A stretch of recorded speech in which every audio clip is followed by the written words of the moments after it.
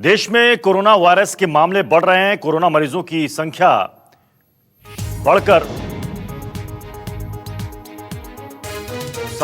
19,984 हो गई है। अब तक 3,869 मरीज ठीक हुए हैं। 640 लोगों की अब तक मौत हो चुकी है और 24 घंटों की बात की जाए 1383 नए मामले सामने आए। हमारे साथ अमित कुमार इस वक्त जुड़ रहे हैं। अमित, जिस तरीके से लगातार आंकड़े बढ़ रहे हैं, उसके बाद फिर रैपिड टेस्ट किट में खामी, उसे 2 दिन तक रोकने की बात की गई। अस्पतालों के अंदर इलाज को लेकर ऊहापोह की स्थिति। 3 मई तक क्या होने वाला है, शायद इस वक्त सबसे बड़ी असमंजस दुविधा की स्थिति है। परेशान करने वाले हैं, जो रैपिड किट था उसमें परेशानी आ गई, 2 दिन के रोक दिया गया है। कहीं ना कहीं जो जांच जिस तरह से बढ़ रही थी वो रुका है। इसके बावजूद इतनी संख्या में अगर लगातार बढ़ते जाना संक्रमित पेशेंटों की संख्या, तो ये अपने आप में थोड़ा परेशान कर रहा है। और ऐसे में यूपी में भी अगर आप देखें तो दिल्ली यूपी बॉर्डर को पूरी तरह से सील कर दिया गया है। हालांकि जो लॉकडाउन 2 के लिए गाइडलाइन जारी किया गया था उसमें साफ तौर पे कहा गया था कि मीडिया को उसमें छूट दी जाएगी, लेकिन इसके बावजूद नोएडा में कंप्लीट लॉकडाउन किया गया है। और यहाँ तक कि मीडिया की भी एंट्री जो गाजियाबाद या नोएडा से दिल्ली की तरफ जाएंगे उनको रोक दिया गया है। तो ये स्थिति बनी हुई है। जो डिस्ट्रिक्ट्स हैं, जैसे कि नोएडा की बात करें, गाजियाबाद की बात करें, तो जहाँ जहाँ संख्या बढ़ रही है वहाँ भी कैसे रोक लगाना है उसको लेकर भी स्थिति बहुत ज़्यादा दिक्कत है। डीएम जो है अचानक फैसला लेना पड़ रहा है। उन्हें पूरी छूट दी गई है कि इस संक्रमण को रोकने के लिए वो जो चाहे फैसला ले, लेकिन ऐसे में मीडिया को भी रोक दिया गया है। तो तमाम चीज़ें हैं, देश भर में स्थिति जो है लगातार बिगड़ रही है। और कोशिश है, कल भी जो मीटिंग हुई थी ग्रुप ऑफ मिनिस्टर्स की, उसमें भी इन सारे हालात को लेकर चर्चा हुई थी। जी, दिल्ली और नोएडा यानी दिल्ली और गौतम बुद्ध नगर जिले में रोका गया है। आवागमन पूरी तरीके से प्रतिबंधित कर दिया गया है। कल रात ही डीएम का ट्वीट भी आया था जिसमें वो नोटिफिकेशन भी था।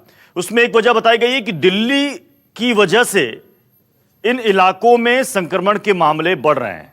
तो फिर क्या बाकी जितने यूपी के अलग अलग जिले हैं वहां पर भी दिल्ली की वजह से बढ़ रहे हैं क्या? नहीं, देखिए, निश्चित तौर पर ये बोल के कि यहाँ इसकी वजह से वो बढ़ रहा है, ये तो कहीं ना कहीं अपनी नाकामी छिपाने को लेकर है। लेकिन जो गाइडलाइन भी जारी हुआ था केंद्र सरकार की तरफ से, गृह मंत्रालय की तरफ से, उसमें साफ तौर पे कहा गया था कि जो लॉकडाउन 2 है उसमें जो गाइडलाइंस है, जो छूट देने की बात है, उसमें मीडिया को छूट दी गई थी कि मीडिया को छूट दिया जाएगा। लेकिन जो रात को कल ऑर्डर पास किया गया, इसके बाद नोएडा अथॉरिटी साफ तौर पर कह दी है, अभी मुझे आने में कम से कम आधे घंटे लगे हैं, जहाँ जगह जगह चेक पोस्ट के जरिए बार बार ये कहा गया कि आपको कोविड-19 वाला जो पास है अगर आप वो नहीं लेंगे, जबकि मेरे पास प्रेस इन्फॉर्मेशन ब्यूरो जो सेंट्रल गवर्नमेंट का जो मान्यता प्राप्त पास है, मीडिया का वो पास है, इसके बावजूद मुझे जाने में 4 जगह रोका गया। तो साफ तौर पे इस तरह से मीडिया को भी रोकने की कोशिश हो रही है, क्योंकि हालात अगर बिगड़ रहे हैं और सिर्फ दिल्ली से की वजह से हालात बिगड़ रहे हैं, ये कह के आप अपनी जिम्मेदारी से नहीं भाग सकते। तो तमाम मुश्किलों का दौर है, संख्या बढ़ रही है, लोग परेशान हैं। ऐसे में अगर देखिए तो जो नोएडा प्रशासन है, मुझे लगता है वहां पर भी क्लियरिटी अभी नहीं है इस बात को लेकर कि पास बनना है तो कैसे बनना है। उन्होंने एक ईमेल आईडी, डीएम की तरफ से एक ईमेल आईडी जारी हुई है और ये कहा गया है कि आप उस ईमेल आईडी पर डिटेल भेजिए, मीडिया कर्मियों को पासेस जारी हो जाएंगे। क्या ये सब कुछ इतने तुरंत हो जाएगा? क्योंकि मीडिया आपको, हमें, हर किसी को रोज यहाँ पर आना जरूरी है, रिपोर्टिंग करनी जरूरी है, खबरें बताना जरूरी है। तो क्या पास के इंतजार में बैठे रहेंगे क्या?